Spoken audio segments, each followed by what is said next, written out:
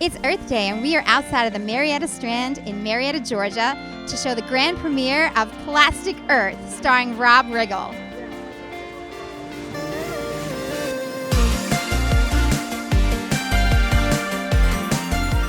Rob, tell us, what was it like working on Plastic Earth? Oh, it was an absolute joy, and I enjoyed learning a lot more than I knew before I started the project, that's for sure.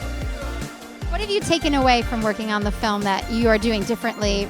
It's just an awareness. I was really happy to hear about all of the work that's being done on reducing the plastic footprint that's out there in our oceans and our landfills and when you learn about how destructive these things can be, it feels overwhelming because plastics are part of our lives. We're not getting rid of them, but how can we do it better? How can we be smarter about it?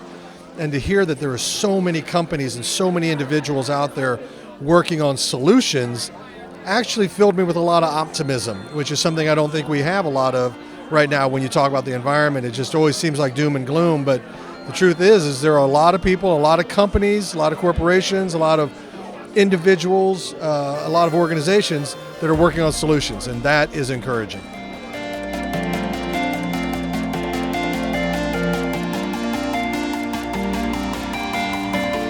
What does it feel to you that this might change the world, like something that you were a part of? It's unbelievable, and it's like a dream come true to be able to do something impactful for the planet.